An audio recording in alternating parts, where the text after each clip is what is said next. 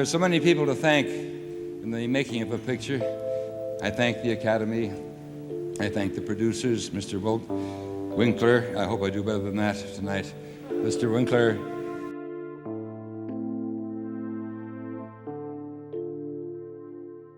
In the 1960s, his face was the blueprint for American masculinity. But while the cameras captured a hero, the dark stretches of the Pacific Coast Highway were whispering a much more violent truth. How does a man worshipped by millions vanish into the ether of infamy?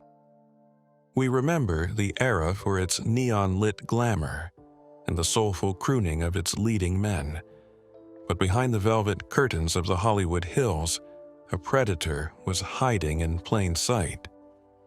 Was it a series of tragic accidents, or a calculated trail of blood left by an icon who thought he was untouchable? Tonight, we peel back the celluloid to reveal the legendary figure who didn't just break hearts, he stopped them. We explore the unresolved whispers and the famous faces that masked a chilling, restless energy. The golden boy of the silver screen. The year was 1962, and the world was in love with the silhouette. He was the definitive blueprint for American masculinity, possessing a jawline that seemed carved from granite and a voice that carried the weight of 1,000 untold stories. To the public, he was the hero who always arrived just in time, the man who stood for justice when the world felt fragile. His golden age status was not merely about box office returns. It was about an aura of perceived invulnerability. He was the rugged TV staple who transitioned to film with an effortless, gravelly charm that made men want to be him and women want to be near him. But the image on the screen was a flat, two-dimensional lie. Behind the scenes, the man was a frantic architecture of ego and high-functioning addiction. The first accident occurred on a night when the atmospheric conditions of the California coast seemed to mirror the turbulence in his own mind. It was a Tuesday in November, and the Malibu coastline was swallowed by a fog so thick it felt like breathing wet wool. He was behind the wheel of a custom-built sports car, a machine too fast for a man with a blood alcohol level that would have felled a lesser human. Beside him sat a young starlet, a rising name whose future was as bright as the flashbulbs that followed her. Witnesses later spoke of the sound, a high-pitched scream of tires against the pavement, followed by the sickening, wet thud of metal meeting the surf below the Pacific Coast Highway. When the authorities arrived, the car was a mangled skeleton of chrome, but the driver's side door swung open, empty. The star was found wandering the road half a mile away, dazed and smelling of salt and gin, but the girl was gone. There is a chilling silence that follows a celebrity tragedy, a localized vacuum where the truth goes to die. For 3 days, the studio's fixers moved through the tall grass and the rocky outcroppings of the shore like ghosts. The feeling of the scene was one of a watchful presence, as if the very cliffs were keeping score. There was a restless energy in the way the local police files were handled, a sense that the investigation was being guided by invisible hands in high-rise offices. When her body finally washed up in the surf, bloated and unrecognizable, the narrative was already written. It was a tragic mishap, a momentary lapse in judgment by a hero who was grief-stricken. The tragic irony lies in the fact that he wasn't just a star. He was a protected asset, a corporate investment that was too expensive to fail. He walked away with a few stitches and a renewed contract, while the girl became a footnote in a glossy magazine. He was a lonely man whose only true companion was the speed of his engine and the terrifying knowledge that he could get away with anything. But while the studio could scrub a crime scene, they couldn't scrub the memory of a witness, leading us to the most heartbreaking chapter of this saga: the heartbreaking betrayal. By the mid-1960s, the star had reached a level of fame that granted him a terrifying kind of autonomy. He was no longer just an actor. he was a cultural institution. Seeking to soften his image after a string of whispered scandals, he took a young protege under his wing. This boy was the literal personification of innocence, a clean-cut Midwesterner who possessed the same raw magnetism the icon had once wielded before the rot set in. To the public, it was a beautiful passing of the torch.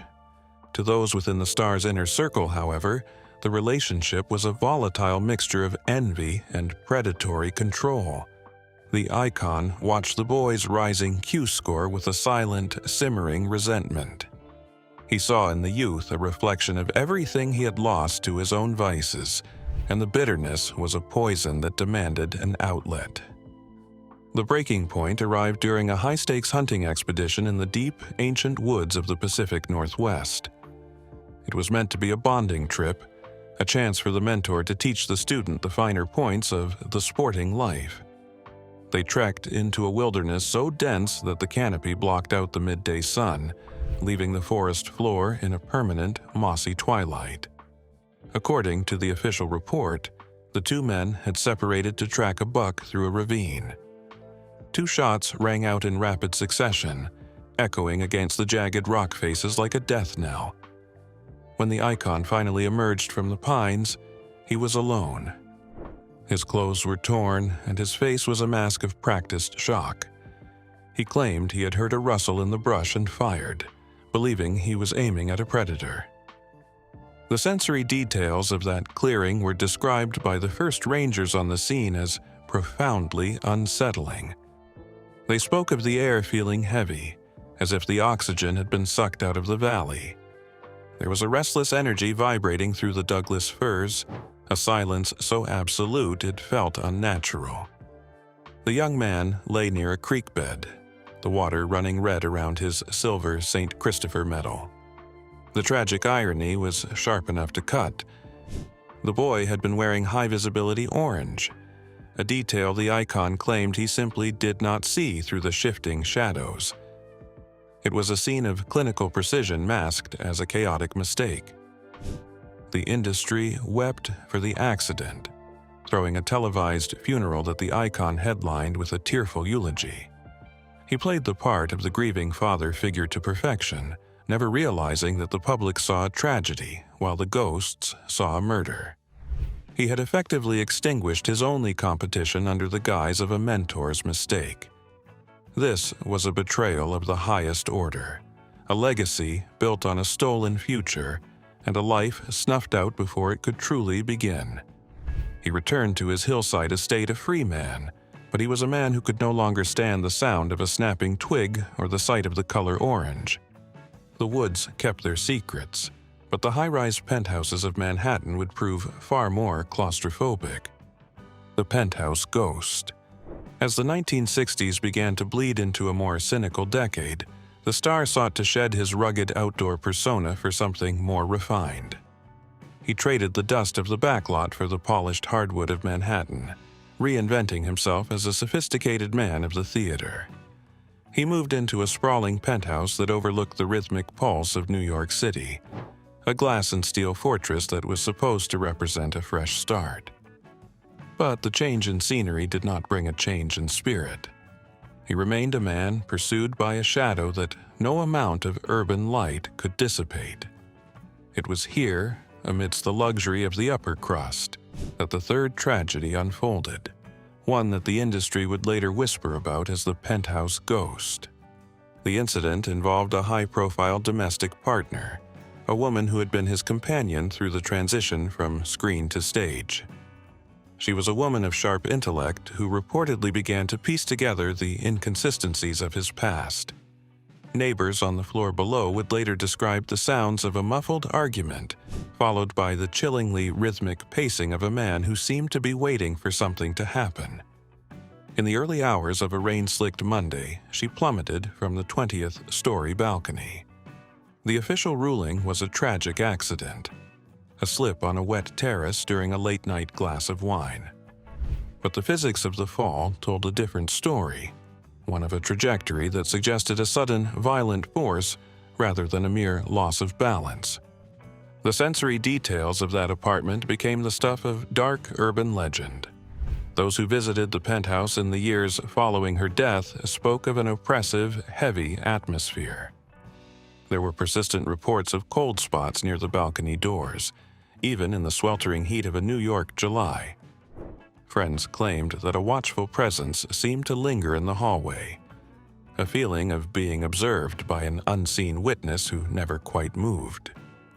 There was an eerie quality to the way the wind whistled through the terrace railings, a sound that many described as a low, mournful sigh that echoed the woman's final moments. This star became a prisoner in his own home, rarely leaving the penthouse except for rehearsals. He was a man trapped by the gravity of his choices, surrounded by the physical evidence of a success that felt increasingly hollow. The heartbreak lay in his eyes during his final stage performances. He looked like a man who was already dead, just waiting for the rest of his body to catch up. He had successfully silenced a witness, but in doing so, he had invited a haunting that no amount of fame could ever exorcise. Gravity, however, wasn't the only thing pulling him down. His past was about to catch up with him in the most public way possible. The final curtain at the studio lot. By the late 1970s, the star's career had entered a period of nostalgic reverence, even as his personal life became a fortress of silence and suspicion. He returned to the very lot where he had first achieved stardom to film a legacy project, a cinematic victory lap intended to burnish his image for future generations.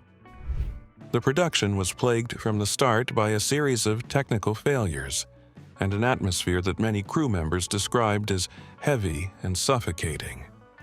It was as if the ghosts of his past had followed him back to the soundstage, creating a localized field of misfortune that no one could explain. The incident that finally shattered the studio's carefully maintained peace involved a young camera assistant, a curious soul who had reportedly stumbled upon a weathered, leather-bound diary in the star's private trailer. During the filming of a climactic confrontation, a prop firearm that had been checked and double-checked by the armorer somehow discharged a live round. The assistant, who was standing near the lens to pull focus, was struck instantly. The set went silent, a vacuum of shock that seemed to last an eternity before the screaming began. This was the fourth and final person to die in the star's proximity, a statistical impossibility that the industry could no longer write off as mere bad luck. The sensory details of Stage 4 that afternoon were etched into the memories of everyone present.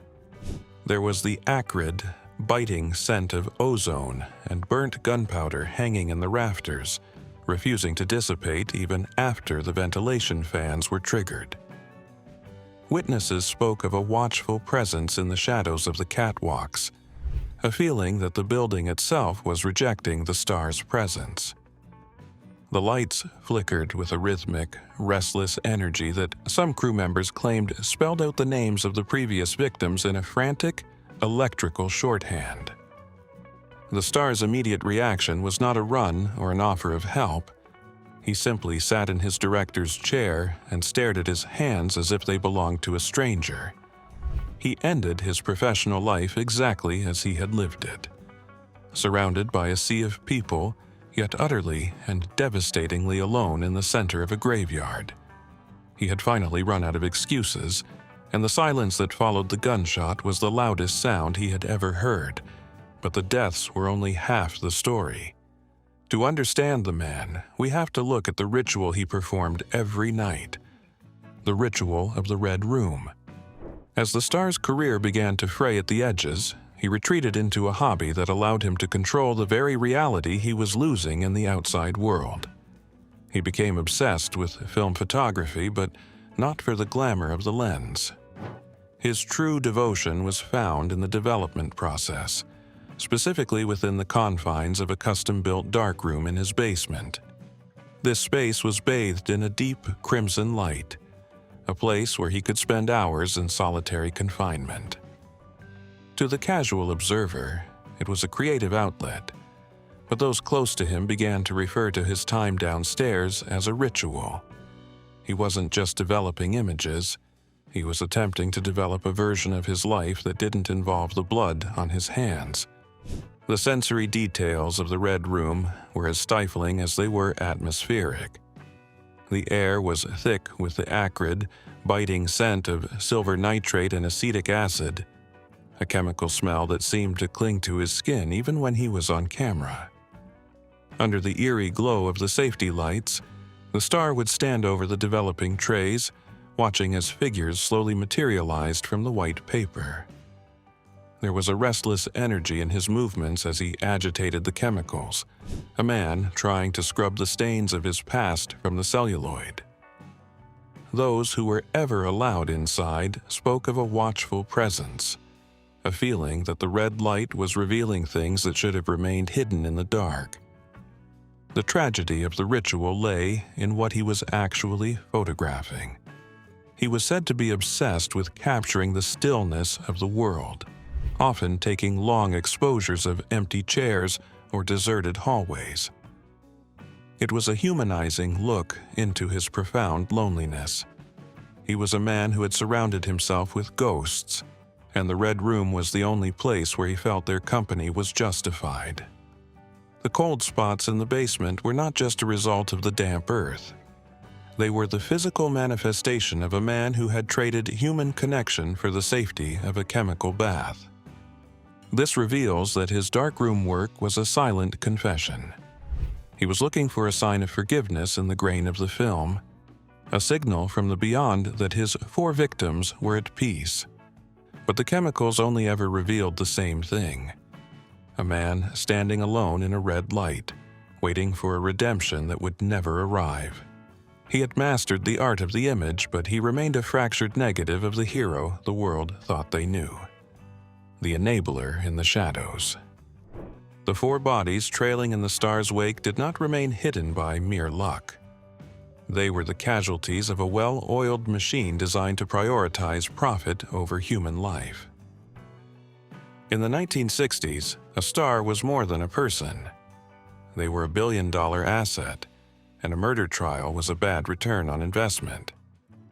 Enter the enabler, a high-level studio executive who operated in the twilight between legality and absolute corruption. This man was the architect of the icon's invulnerability, a puppet master who viewed the star's violent outbursts as manageable PR crises rather than criminal acts. While the public saw a handsome hero on their screens, this executive saw a fragile golden goose that needed to be shielded from the consequences of its own rot. The atmosphere of the executive's office was one of clinical, chilling efficiency. It was a space defined by the heavy scent of expensive tobacco and the muffled, rhythmic clicking of a typewriter drafting false alibis. There was a watchful presence in the way he handled his rotary phone, a man who could make a police report vanish with a single call to a friendly precinct commander. Those who were summoned to these meetings spoke of a cold energy that seemed to emanate from the mahogany desk, a sense that morality had no seat at the table. It was here that the narratives were forged, turning hit and run accidents into tragic mishaps and violent domestic disputes into unfortunate falls. The sensory details of these cover-ups were often found in the quiet, sterile corridors of private clinics or the backrooms of luxury hotels. The enabler specialized in the cleaner mythos, employing a network of fixers who would scrub a crime scene before the first responder could even find their keys. There was a restless energy in the way these operations were executed, a frantic race against the morning edition of the tabloids. The executive's power lay in his ability to silence the world, creating a vacuum of information where the truth was replaced by a glossy, studio-approved lie. By removing the consequences of his actions, the executive essentially robbed the star of his humanity, turning him into a hollow shell that relied on the studio for his very existence. The executive didn't just save the star, he owned him. They were 2 men bound together by a chain of secrets, sitting in smoke-filled rooms and waiting for the next phone call that would signal another life had been extinguished. It was a partnership born of blood and maintained by the terrifying realization that if one fell, they both would. The unsent letters. Following the star's passing, a quiet discovery was made in the back of a heavy oak desk in his study. Tucked away in a compartment that required a specific sequence of movements to open was a collection of envelopes. They were addressed to the families of those who had died in his wake. The starlet from the Malibu coast, the young protege from the hunting trip, the woman from the penthouse, and the assistant from the studio lot. These were the unsent letters, a series of desperate, handwritten documents that served as the only honest performance of his entire life. They were never mailed, never seen by the people who needed them most, and remained as a testament to a conscience that was active but paralyzed by fear. The sensory details of these letters were deeply evocative of a man in a state of slow psychological collapse. The paper was yellowed and brittle, smelling faintly of the expensive cedar of the desk and the stale smoke of 1,000 late-night cigarettes. The ink was often smudged, suggesting a hand that was shaking, or perhaps even tears that had fallen onto the page before the glue on the envelope was ever moistened. There was a restless energy in the handwriting, which shifted from a controlled, elegant script to a frantic, jagged scrawl as the letters progressed into the later years of his life. Those who have viewed the documents describe a watchful presence in the words themselves, as if the star felt his victims were reading over his shoulder as he wrote. The content of the letters was not a series of excuses, but a collection of raw, unvarnished confessions. He spoke of the black dog of his alcoholism and the way the studio had turned him into a monster he no longer recognized. The tragic irony was that while the world saw a man who had everything, the letters revealed a man who felt he had nothing but his guilt. He was a humanizing figure in these moments, expressing a profound loneliness and a wish that he could trade his fame for a single moment of true accountability. He was trapped in a gilded cage, and the letters were his only way of shouting through the bars. The realization that these letters were his final, failed attempt at redemption. By keeping them locked away, he ensured that his victims remained without justice and their families remained without closure.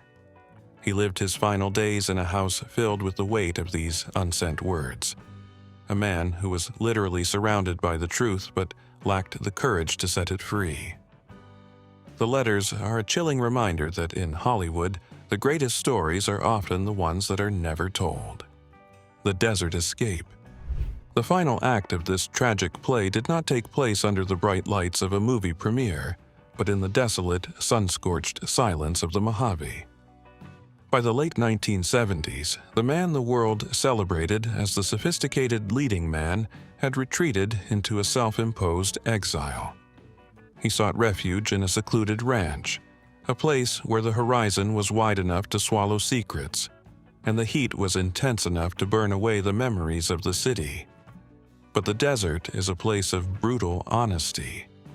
It was here, amongst the twisted Joshua trees and the shifting sands, that the celluloid mask finally melted away to reveal a face the public no longer recognized.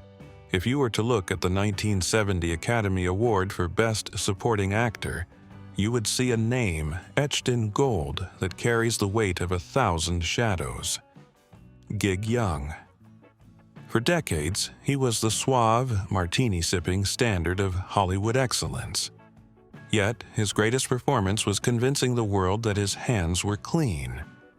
The man who reached his professional peak in They Shoot Horses, Don't They? Eventually decided to take the title of that film as a personal directive. He was no longer the golden boy. He was a man who had become a ghost before his time. Neighbors near his desert retreat reported hearing 4 distinct gunshots ringing out into the night on the anniversaries of his various mishaps, a chilling acoustic memorial to the lives he had extinguished or destroyed. The sensory details of the desert escape were defined by an eerie, watchful presence.